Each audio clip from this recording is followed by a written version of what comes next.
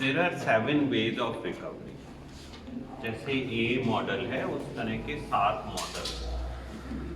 Recovery by choice is one of the model. Regarding A, what they realized that it looks more like a religious program. क्या problem थी? ऐसा लगता था कि secular नहीं है, ये रिलीजियसली ड्रिवन है।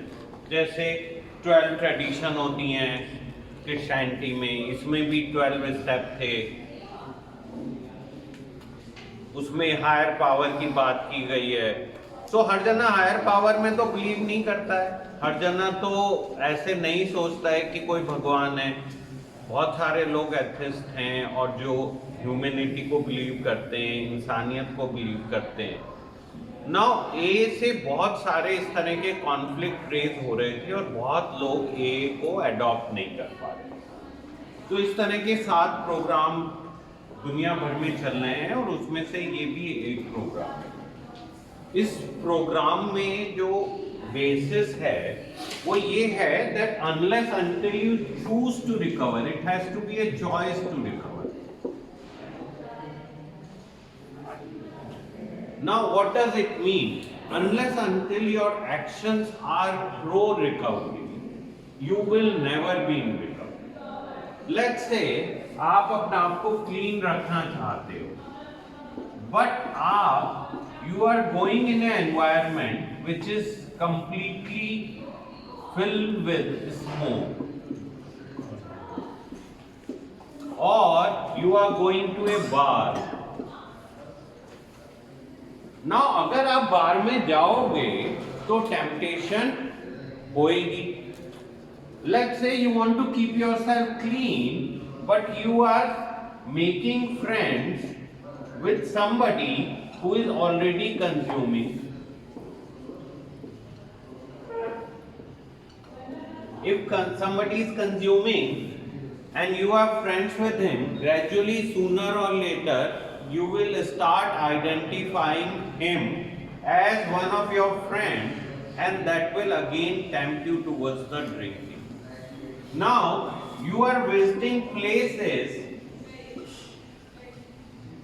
which remind you of your old days. So recovery has to be a choice, not just a forced thing. Now other contradiction was that A says that you surrender to somebody. Now it becomes very difficult to believe in somebody who does not know about you, who does not understand your problems, your issues, your circumstances. तो अगर हमारे circumstances को कोई जना समझ नहीं सकता है तो कैसे वो हमारी हेल्प करेगा? So there were lot of contradictions and conflict which led to developing another programme, and there are many such programme. One of such programme is that you have to make a choice of recovery. Now what is the difference और what is the focus? Here the focus is that before doing any action, any activity, you have to be careful.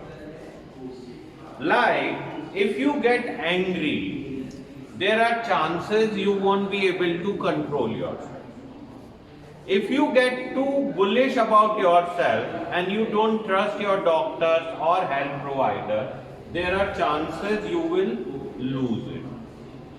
If you get unnecessarily expose yourself and you treat yourself like a guinea pig, there are chances you will keep experimenting with yourself and there will be no outcome.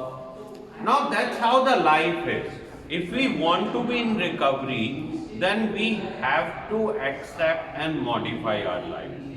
Unless until we modify our life, recovery is going to be a far-fetched kind of a option. So वो ये कह रहा है, अब इसका एक example है। You are in a surrounding where alcohol is served. Now there was a patient of mine, he came from Nepal. Now he used to own a restaurant and he used to go and sit there every day saying मैं अपना आप को test करना चाहता हूं कि मैं tempt होता हूं या नहीं होता हूं। 30 दिन तक तो वो अपना आप को कंट्रोल कर पाया, 31st डे वो कंट्रोल नहीं कर पाया और उसे लगा कि देखो मैंने 30 दिन कर लिया है तो मैं अपना आप को कंट्रोल कर सकता हूं। या अननोइंगली आप ऐसी सराउंडिंग में गए जहां से आपको सारे ओल्ड पास्ट मेमोरीज जुड़ी हुई थी और आप जैसे ही वहां पहुंचे अचानक से आप अपने आप को कंट्रोल नहीं कर पाए और आपने दोबारा से कर ली। या आपकी लाइफ में बहुत सारे टर्मोइल हो रहे हैं और आपको एक इजी एस्केप यही दिखा कि आप नशा कर लो। आपके पास टाइम यूटिलाइज करने का कोई तरीका नहीं है, आपने कहा let's do it. So there are many things which we need to plan in advance if we want to control ourselves. Unless until we plan that, recovery is not going to be easy. So recovery has to be a proper planning than by default. By default we will end up consuming. अगर हमें मौका मिलेगा तो हम नशा करेंगे, ना कि नशा छोड़ेंगे। By choice we will like to do substance given an opportunity. अगर हमें मौका मिलेगा तो हम नशा कर बैठेंगे बेमुकाबले नशा छोड़ने।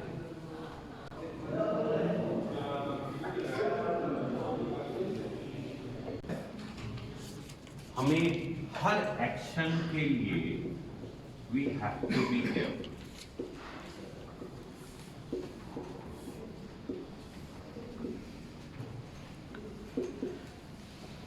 We have to think, we have to plan, we have to see ahead. अगर ऐसा नहीं होगा तो क्या होगा? We will end up having an accident.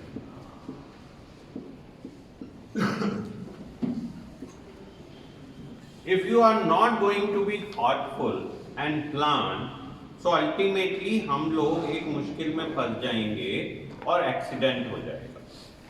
Let's say हम घर से निकले और हमारा जो रेगुलर पाथ था, रेगुलर रास्ता था, वो हमारी रेगुलर सोर्स के सामने से जाता था जहां से हम लोग अपना स्टॉक खरीदते थे। नाउ वर्सेस एक थोड़ा लंबा रास्ता था बट वो हमारे सोर्स से दूर था और उस रास्ते पे जाने में फेयर चांसेस थे कि हम उससे इंटरैक्ट ना करें। नाउ डे टू डे हम लोग थोड़ा सा मुश्किल रास्ता लेना चालू कर दिया और समय के साथ साथ we started getting into a situation where we are avoiding that path. 6 महीने 1 साल में आदत पड़ गई और हम उधर से निकलते ही नहीं थे। नाउ ये थॉटफुली होके अपना आप को प्लानिंग करनी पड़ेगी। It is not by default. Now similarly let's say आज तक तुम लोग खाना खाने ऐसी जगह जाते थे जहां पे तुम्हारी पसंद की सारी चीजें मिल जाती। नाउ वर्सेस अब तुम ऐसे रेस्टोरेंट में जा रहे हो जहां पे इस तरह की चीजें अवेलेबल नहीं है। तुम आज तक वेकेशन के लिए गोवा जाते रहे हो वर्सेस अब तुम्हें वेकेशन के लिए शायद बद्रीनाथ केदारनाथ जाने की जरूरत है। ना हर चीज में हमें फ्यूचरिस्टिक पॉइंट ऑफ व्यू से सोच के अपनी लाइफ में चेंजेस लाने पड़ेंगे। अब ये करने से पहले इट्स वर्थवाइल कि हम लोग एनालाइज करें क्या हमारे लिए सही है, क्या गलत है और क्यों। It's very easy to reach on a final conclusion. हमें लगता है बहुत ही आसान है, मगर हो सकता है हम मिस्टेक्स कर रहे हैं, हो सकता है जो हम पाथ पे चल रहे हैं वो सही डायरेक्शन में नहीं मूव कर रहा है, गलत डायरेक्शन में मूव कर रहा है। हो सकता है वो हमारे लिए एक बहुत गलत रास्ता या बहुत गलत डिसीजन बन जाए। लेट्स से हम अचानक से बहुत फास्टली पैसा अर्न करना चाहते हैं Now there are chances we might be successful, but there are chances कि हम फेल हो जाएं. Now अगर फेल हो जाएंगे, so there are chances we will get into this trap again, and ऐसे करके it can lead to multiple accidents. So it's worthwhile that you need to write and plan. हर चीज को करने से पहले हमें ये जरूरी है कि हम एक रिटन प्लान बना लें. That is like A T plan. आपने अपने पेपर पे एक टी बनाया,